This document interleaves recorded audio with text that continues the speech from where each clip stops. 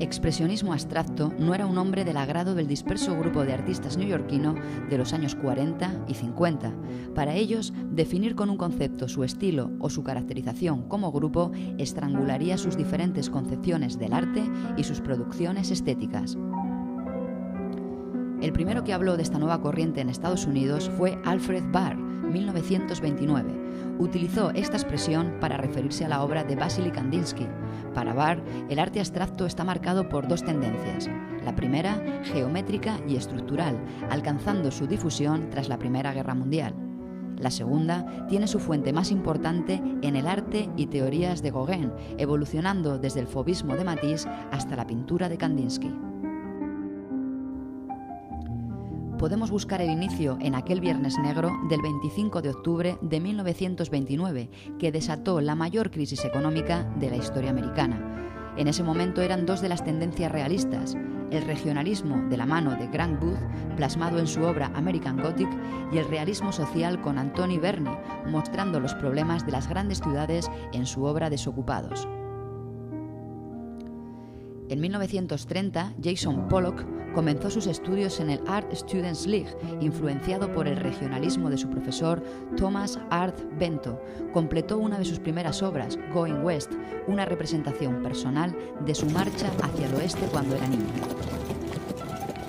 Tras ver una exposición de arte fantástico, surrealismo y dadaísmo, se interesó por el subconsciente como fuente de inspiración y por la técnica pictórica, escritura automática, una forma de expresión plástica y textual que busca alejarse de la censura de la razón y el consciente. Con la puesta en marcha del proyecto Federal Art Project por el presidente Roosevelt, los autores podían vivir de sus obras. Estas eran mostradas en espacios públicos. Se calificó irónicamente como un arte pobre para gente pobre. Destacó el trabajo en pintura mural bajo la dirección de representantes mexicanos del género como Diego Rivera y David Alfaro Siqueiros.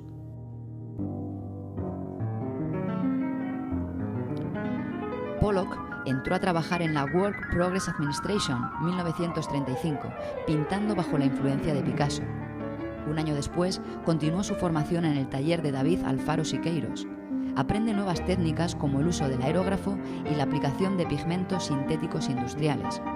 Su obra mural es la muestra práctica de estos conocimientos. En ella rompe los límites del cuadro, creando una obra que cubre por completo la pared de una oficina.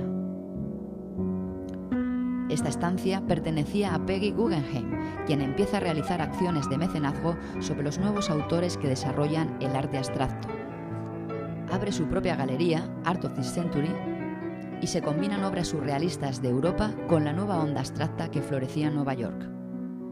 Aparte de Pollock, otros como Hans Hofmann o Mark Rothko son expuestos en la galería, creándose un grupo de autores, críticos y coleccionistas de la misma generación que comparten sus inquietudes. Se estudia un nuevo concepto, la figura del hombre moderno, implícitamente varón, blanco y heterosexual.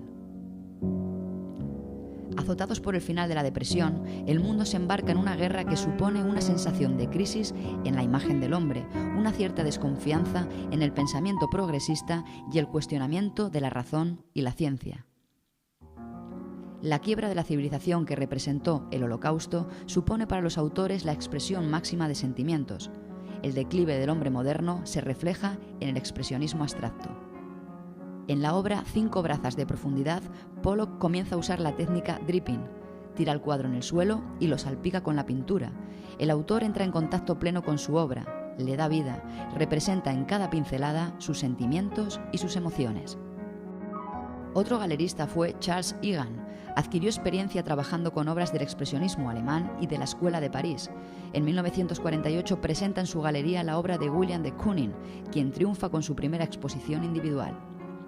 Kooning comenzó pintando naturalezas muertas y figurativas que reflejaban la influencia de la Escuela de París.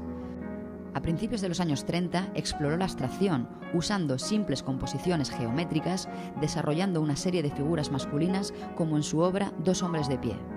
Simultáneamente, hacía una serie más purista de abstracciones líricamente coloreadas como Panorama Rosa.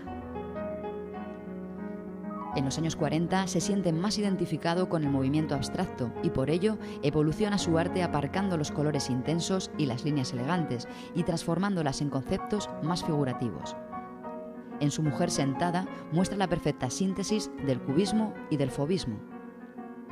La figura y su entorno forman una unidad de grandes planos articulados cromáticamente y un entramado de líneas de poderosa vitalidad dominando la totalidad de la superficie plástica.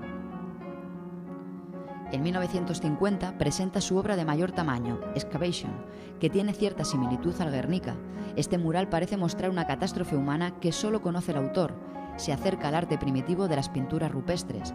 Esta obra marca el inicio de su evolución artística. Ligada a su exploración del mundo femenino, presenta sus más intensos picos creativos. Realizó una serie de grabados de mujeres que inicia con Mujer 1, donde es representada de forma demoníaca, con colores violentos y grueso empaste. El resultado es vigoroso, de gran densidad e intensidad. La mujer refleja los más extendidos miedos sexuales del hombre moderno, amplias sonrisas, pechos desmesurados, grandes ojos vacíos, una representación simbólica como madre nutricia, depredadora y abusiva, devoradora de hombres. La serie se mostró en la galería de Sidney Janis, causando una gran sensación debido a que era una obra figurativa cuando la mayor parte de sus compañeros estaban pintando abstracciones. Sigue siendo controvertida, no está claro si la representación de la mujer es positiva o negativa, pero en definitiva, ¿qué significan estos términos? Curiosamente, la misma galería de Janis organizó una exposición con el título Artistas, Mujer y Marido. Entre ellos se encontraban los matrimonios Lee Krasner y Jason Pollock y Elaine and William de Kooning. Ambas mujeres, a la sombra de sus maridos, eran también artistas. Elaine Fried ejercía labores de crítica, influyendo en la producción de su marido. Su obra Al azar representa la figura de un hombre sentado, un contrapunto a la serie de mujeres que hacía su esposo. Lee Krasner también pintaba y fue alumna de Hans Hofmann. Desde el inicio de su relación, su interés por crear pasó a un segundo plano y tuvo periodos en blanco. En 1946, con el apoyo de su marido, creó un primer grupo de obras abstractas. Pequeñas imágenes estaban influenciadas por el cubismo que conoció en sus primeros años. Aplicó la técnica del dripping. Sus obras, definidas por ella misma como jeroglíficos, buscaban el encuentro entre los contrarios, hombres y mujeres, orgánico y geométrico, espíritu y materia. Avanzados los años 50, el mundo se encontraba inmerso en otra guerra. Estados Unidos y Rusia mantenían una tensión constante que en cualquier momento podía desencadenar una tormenta nuclear. Bajo esta tensión, el arte abstracto fue usado como propaganda política, ensalzando la inteligencia de los autores y sus composiciones pictóricas. Algunos de estos genios acabarían siendo perseguidos por estos aduladores durante la caza de brujas. El incremento del número de galerías dio lugar a una segunda generación de artistas. Richard Davenport aplicaba la pintura de una manera fluida, aclarando los tonos. Inició una serie paisajista retratando ciudades donde había vivido como Albuquerque y Berkeley. Durante un vuelo descubrió una nueva perspectiva que usó en su serie urbana. Su obra más conocida dentro del paisaje abstracto es Ocean Park. Con un gusto por lo natural, Ellen Frankenthaler plasmó los acantilados de Nueva Escocia en su obra Montañas y Mar. Utilizó la técnica Sockstein, en la que el fondo pictórico es una tela de imprimación. La pintura de óleo diluida con queroseno penetra en la fibra de la tela y produce un efecto similar a la acuarela. Como Pollock, extendía la tela en el suelo, pero derramaba desde distintos tubos la pintura sobre el lienzo sin tocarlo directamente. En 1962, la galería Sidney Janis llamó la atención del público con la exposición Los Nuevos Realistas. Entre ellos, un novato, Andy Warhol, rompía la relación establecida con la primera generación de la Escuela de Nueva York. Un mes después, en la galería Stable, propiedad de Eleanor Worth, incluyó el díptico de Marilyn, 100 latas de sopa, 100 botellas de cola y 100 billetes de dólar, dando inicio a un nuevo arte pop que continuaría a lo largo de los 60 y 70. Aquel nuevo lenguaje del arte fue criticado e incomprendido, pero en realidad había sido demasiado bueno como para poder continuarlo.